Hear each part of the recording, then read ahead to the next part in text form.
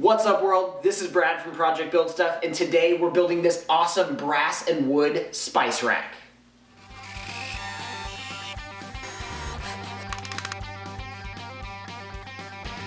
Let's get it started by grabbing our materials. I stopped by my local home store and picked up 3 1x3s as well as a 1x6. You're also going to need some 3/8 dowels as well as 5 1/4-inch brass rods. Back in the shop, we're going to break down all of our lumber to its final dimensions. If you're interested in building one of these spice racks for yourself, be sure to check out the link down in the description for the full SketchUp file with all the measurements. To ensure that the like pieces of this spice rack stay the same exact length, I'm going to be doing what's called gang cutting. So I'm taping together the like pieces, and then I'm going to take them to my miter saw and cut them all at the same time at the same length. Then I'll know they're all perfect.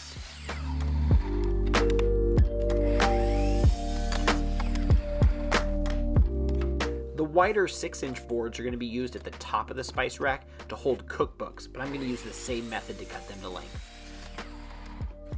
The next step is completely optional, but for the spice jars that I bought, I need all of these to be just a little bit thinner. So I'm cutting about 1/4 inch off these thinner pieces and about 1/2 inch off the larger top pieces. This is only to accommodate the spice jars that I bought. If you don't have a table saw or a way to rip these boards down, don't worry about it. You can keep them at this 2.5 and 5.5 size that we got them from the home store. That'll work just fine.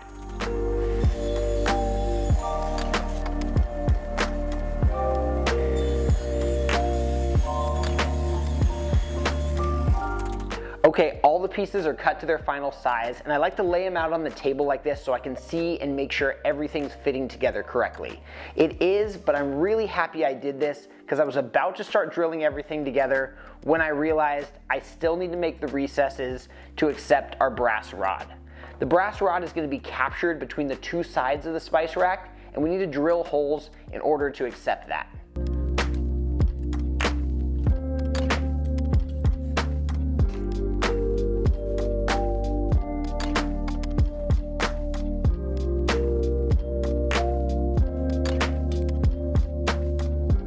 I'm going to be using my drill press to drill all of these holes so they're nice and straight, but if you just have a hand drill, that'll work just fine. Use whatever you've got.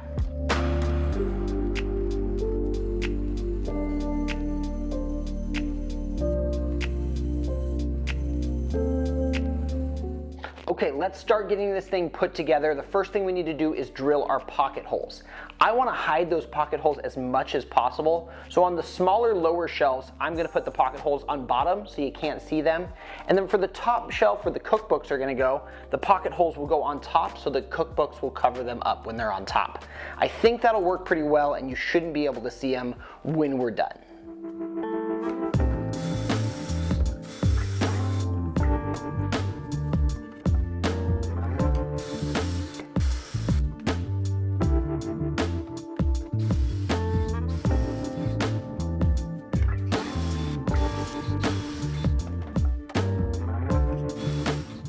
The next step is sanding, but I don't even want to watch myself sand.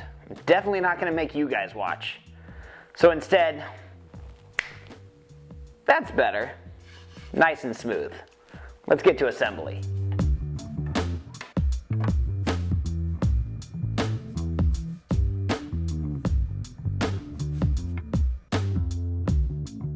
If you don't have a bunch of long clamps, don't worry. These small corner clamps are super easy to use and really affordable. I'll leave a link for them down in the description.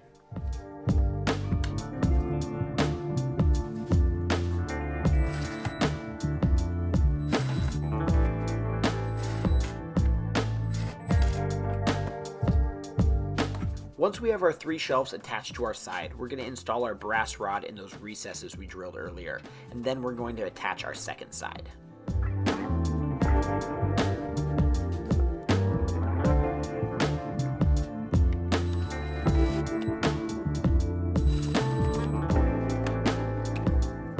For our top cookbook shelf, we're going to use the same method. A couple of pocket holes, and then we'll install our brass rod and put on the second side.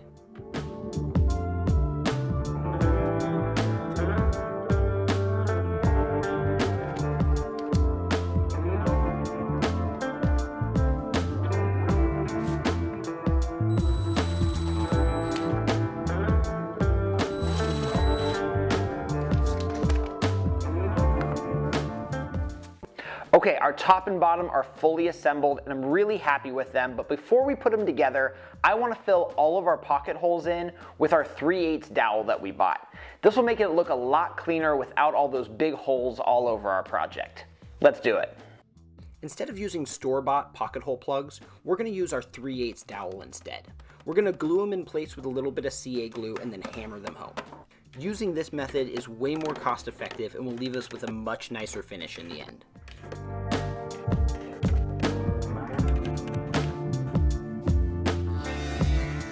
There are a ton of different options for cutting off the excess dowel, and my favorite is to use a multi-tool like this. It works really well. But if you don't have a multi-tool, not a big deal. Any handsaw will do just fine.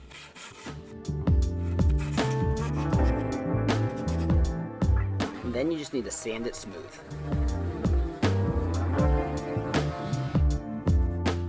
To ensure that I don't have any gaps, I'm going to fill all my pocket holes as well as any joints between two boards with a little bit of wood filler. This is going to make my paint job look so much better.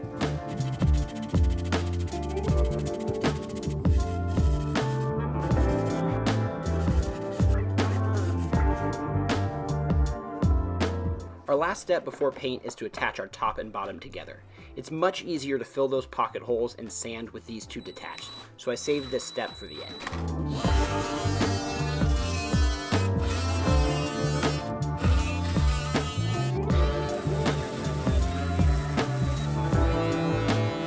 Man, this thing looks awesome, but I'm not loving this wood look, so let's head to the basement and get this thing painted.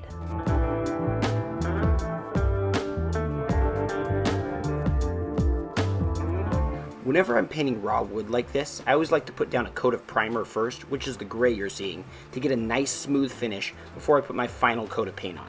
I went with a nice bright white.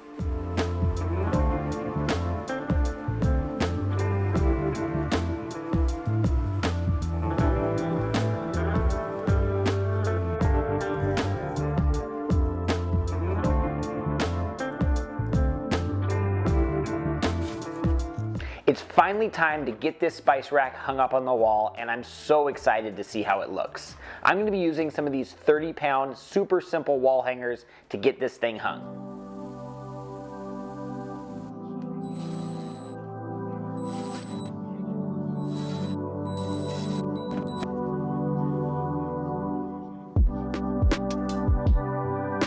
Last but not least, we can't forget about the spices. I got these spice jars off of Amazon, and I got custom-made labels off of Etsy. I'll leave the link down in the description for both.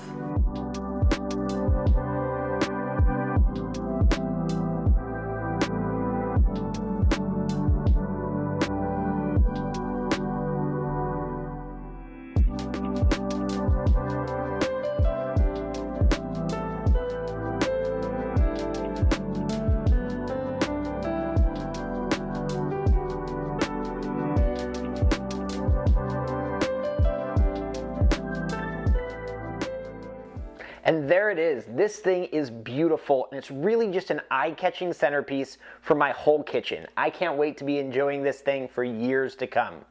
If this is the type of project you want to build for your own home, be sure to check the link out down in the description for the full SketchUp files with all the measurements so you can build this for yourself.